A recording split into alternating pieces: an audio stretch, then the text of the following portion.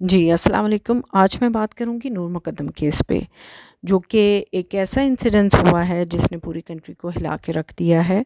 और आज पूरे मुल्क में हर में क्या आउट ऑफ कंट्री भी हर बंदा यही चाहता है कि नूर मुक़द्दम केस में नूर के साथ इंसाफ़ हो और इसके कातिल को कड़ी से कड़ी सज़ा मिले और जल्द अज़ जल्द मिले।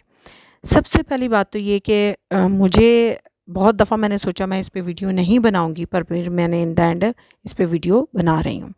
सबसे पहली बात तो ये कि जब एक बात क्लियर है कि ये नूर मुक़द्दम का कत्ल इसी शख्स ने किया है और इस तरह किया, और इसका पर्पस क्या था? पर्पस कुछ नहीं था। वहशी दरिंदा है, पागल है, हराम का पैसा इसके पेट में गया है, हराम किया रिज़्क इसने खाया है, तो हराम खा के हमने हराम ही काम करने होते हैं।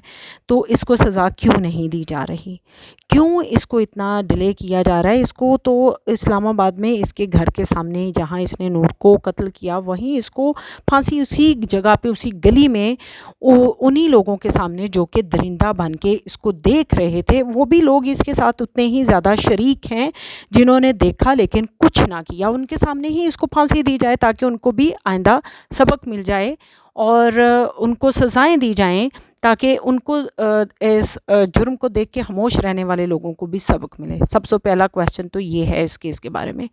दूसरा, मुझे ये समझ नहीं आती, आज मेरा सारी हमदर्दियाँ नूर मुक़द्दम की फ़ैमिली के साथ हैं, नूर के साथ हैं। और जब भी मैं इमेजिन करती हूँ being a human being, being a female, तो मुझे खुद पेन फ़ील होना शुरू हो जाता है मेरे हार्ट में, मेरे पूरी बॉडी में खौफ आ जाता है, मेरे ऊपर ग़ालिब आ जाता है कि क्या लास्ट मोमेंट में उस लड़की के साथ हुआ होगा, क्या क्या किस किस तरह वो चीखी होगी, उसने किस किस को माइंड में सोचा होगा कि काश कोई मेरी मदद को आ जाए, काश फ़लाँ शख्स मेरी मदद आए, काश मैं यहाँ ना आती। ये इतने काश हैं जो मेरे माइंड में उठते हैं, तो उसके माइंड में कितने उठते होंगे।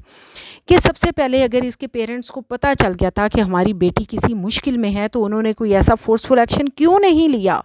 क्यों उन्होंने, जब उन्हें ये क्लियर हो चुका था हमारी बेटी वो एक पागल शख्स है, वो एक दरिंदा शख्स है, वो एक शराबी शख्स है, वो एक शख्स नहीं, इंसान नहीं, जानवर है, और उसके कब्ज़े में है, तो उन्होंने उसको जाके वहाँ से अपनी बच्ची को बचाने की कोशिश क्यों नहीं की? क्यों वो जस्ट कॉल्स पे ही गुजारा करते रहे, उसके आंसर्स का ही वेट करते रहे, उसके दोस्तों से पूछते रहे? जब उसके दोस्तों को पता चल चुका था तो उसके पेरेंट्स को नहीं पता था? दोस्त बेहिस थे, हराम खाने वाले थे, हराम की औलाद थे। व्हाटएवर, हमें इस बहस में नहीं जाना। उन पेरेंट्स ने अपनी बच्ची को बचाने के लिए कोई एक्शन क्यों नहीं लिया? ठीक है, वो पुलिस के पास नहीं जा रहे थे, वो अपनी इज़्ज़त बचाना चाह रहे थे कि हमारी बेटी जी 2 दिन से उस शख्स के साथ है, हमारी इज़्ज़त नीलाम ना हो जाए। ओके, आप खुद क्यों नहीं गए? खुद क्यों नहीं गए जाके उसके घर के दरवाज़ा तोड़ के इंटर क्यों नहीं, क्यों हमारी बेटी को बाहर निकालो, छोड़ो? ये वो क्वेश्चन हैं जो मुझे बार बार पूछने को दिल है। आज मेरे जो हमदर्दी है, जो दुआएं हैं, वो सारी उस फैमिली और नूर मुक़द्दम के साथ हैं। बीइंग ए ह्यूमन बीइंग, मैं एक औरत होने की हैसियत से नहीं कह रही कि उसको इंसाफ मिले कि वो एक औरत थी। इस जगह कोई औरत हो, मर्द हो, जो भी इंसान होता, उसी के साथ ऐसा होता, तो हमारी हमदर्दियाँ उसी के साथ थी। ठीक है, अब ये सवाल पैदा होता है, क्या ये एक बेहिस सोसाइटी को जन्म देने वाला इंसिडेंस नहीं है? क्या ये बहुत सारे लोगों के लिए नसीहत है, जहाँ पे वहीं बहुत सारे लोगों के लिए आइडिया देने वाला इंसिडेंस नहीं है कि हाँ जी, हम भी पैसे के ज़ोर पे ऐसा कर सकते हैं? क्या ये ऐसा जो इंसिडेंस नहीं है जिससे ये शो हो रहा है कि ये ब्रेक रिलेशंस हैं इस सोसाइटी के? पेरेंट्स के अपने बच्चों के साथ रिलेशन है इस टाइप के हैं कि वो बच्चों को कुछ नहीं कह सकते, वो बच्चों को घर से निकलते हुए पूछ नहीं सकते कहाँ जा रहे हैं, वो बच्चों को जाके कहीं से छुड़वा नहीं सकते कि तुम यहाँ से निकलो, तुम यहाँ पे नहीं बैठ सकते।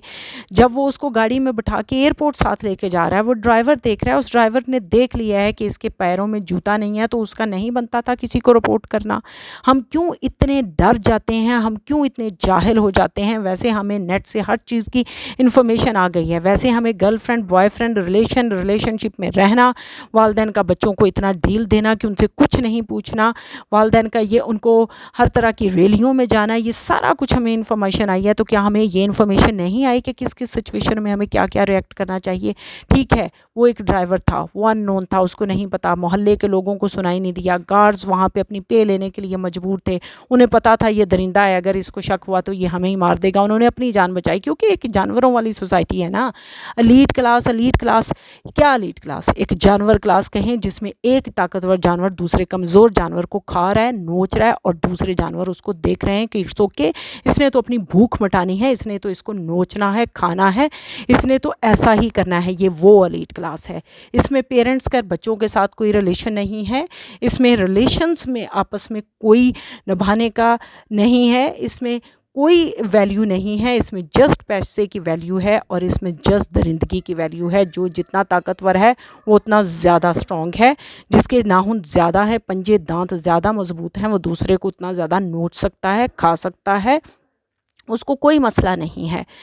ये पेरेंट्स जो हैं इन्होंने तो जो हैं इसके ज़ाहिर जाफ़र के पेरेंट्स, वो तो खैर अपने बेटे को पूछ ही कुछ नहीं सकते थे, वो मजबूर थे। क्यों? क्योंकि उनके पास हराम का इतना पैसा था, तो इसलिए वो मजबूर थे। लेकिन मुझे ये क्वेश्चन समझ नहीं आती कि नूर मुकद्दम के पेरेंट्स ने उसको उस दरिंदे के हाथों में मरने के लिए क्यों छोड़ दिया। आज नूर मुकद्दम की माँ कह रही हैं कि जी जो उसने मुझे लास्ट मैसेज भेजा वो मेरा प्राइवेट मैसेज है, मैं किसी को नहीं शो करवा सकती। किस तरह का वो प्राइवेट मैसेज है? क्या प्राइवेसी रह गई है इस चीज़ में बाकी? जो कि आपकी बेटी की जान जा चुकी है, आपको पता है कि उसका सर काट दिया गया है और आप एक मैसेज को कह रही हैं कि मेरा प्राइवेट है, मैं शो नहीं कर सकती। क्यों? ऐसा क्या है उस मैसेज में जिससे आपको पता चल चुका था कि आपकी बेटी किसी मुश्किल में और आप पहुँच नहीं सकी? ये है उस मैसेज में?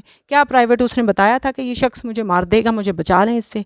क्या प्राइवेट? और आयरनी ऑफ सोसाइटी देखें, आयरनी ऑफ सोसाइटी देखें कि ये पागल शख्स जिसकी शक्ल इंसानों से नहीं जानवरों से मिलती है, जिसकी शक्ल देख के आइडिया होता है कि ये फ्रस्ट्रेटेड है, पागल है, साइको है, मतलब कुछ ये इंसान ही नहीं है, उसको हमारे सोसाइटी के बड़े बड़े नामवर स्कूल, जिन स्कूलों की फ़ीसें पे करने के लिए हम अपनी प्रॉपर्टियां बेच देते हैं, अपनी ज्वेलरियाँ बेच देते हैं, ताकि किसी तरह हमारे बच्चे वहाँ से पढ़ के इस तरह के दरिंदे बन के बाहर निकलें और एंड पे प्रोटेस्ट करें ये शम्में जला के।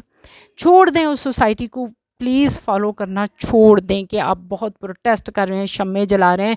जब वो लड़की चीख रही थी, मर रही थी, तो वहाँ सारे इंसान खड़े उस जानवर बने उसको देख रहे थे। आप ये प्रोटेस्ट करना छोड़ दें, छोड़ दें ये। अब ये जाके ये स्कूलों में लोगों बच्चों को रिहैबिलिटेशन करता रहा है, बच्चों को मोटिवेट कर रहा है। ये शख्स इसके मुंह से देखे लगता है कि ये नॉर्मल इंसान है। और सबसे बड़ी बात ये है, ये हमारी पुलिस इसको इस तरह क्यों ट्रीट कर रही है, क्यों इसको बच्चा कह रही है? कोई साइकिल चोर जो चोरी गरीब अपने बच्चों की भूख मिटाने के लिए एक साइकिल चोरी कर लेता है, उसको तो मार मार के उसको ज़िंदा नहीं, उसको इनकाउंटर में ही मार देते हैं और इसके मुँह पर मास्क पहनाए जा रहे हैं। इसको छोड़ के पहले इस पुलिस वाले के मुँह पर इतने डंडे सोटे मारने चाहिए कि तुम इसको क्यों मास्क पहना रहे हो? तुम इसके मुलाजिम हो तुम। नूर को एक हाई फाई सोसाइटी में लेके जाने का ज़िम्मेदार ये शख्स, नूर को 2 दिन में अपने घर में बंद रखने का ज़िम्मेदार ये शख्स, नूर के दोस्तों को ना मिलने देने का ये शख्स ज़िम्मेदार। क्या नूर की परवरिश की या नूर की कोई और ज़िम्मेदारी किसी और पे नहीं थी? क्या इससे पूछना नहीं बनता था कि तुम कहाँ जा रही हो, क्यों जा रही हो? क्या 2 दिन से जब वो उस घर में बंद थी तो किसी का वहाँ पे उसके रिलेटिव्स में से पहुँचना या पेरेंट्स का पहुँचना नहीं बनता था? क्यों उसको इस दरिंदे नुमा इस जानवर के हाथों छोड़ दिया गया, जो कि उसकी बॉडी लैंग्वेज देखें और पुलिस की बॉडी लैंग्वेज देखें कैसे उसको कंसोल करना चाह रही है, और वो कैसे इरिटेटिव और एक ऐसे तंज या बिहेवियर से और ऐसे रिएक्ट कर रहा है कि जैसे मैं एक बहुत गलीज टाइप के इंसानों में फंस गया। तुम हो क्या गंदे जानवर? तुम खुद एक गंदा जानवर हो जो कि सोसाइटी हमारी को गंद करने के लिए पैदा किए गए हो, जो गंद की पैदावार हो और जो कि हमारी सोसाइटी का एक भयानक चेहरा हो। अल्लाह हम सबको इन चीज़ों से महफूज रखे और हमें इस क्लास से बचा के रखे। प्लीज़ यकीन करें, ये क्लास एक हेल तरीन क्लास है। इनकी लाइफ एक हेल से ज़्यादा कुछ नहीं होती, इनमें कोई रिलेशन नहीं होते। ये जानवरों की तरह बिखरे हुए होते हैं, भाग रहे होते हैं, और जब इनमें से किसी ताकतवर जानवर को भूख लगती है तो ये अपने ही इर्द गिर्द के छोटे कमज़ोर जानवर को खा जाता है। इससे अलावा मैं कुछ नहीं कहना चाहूँगी। Thank you. अल्लाह हाफिज़।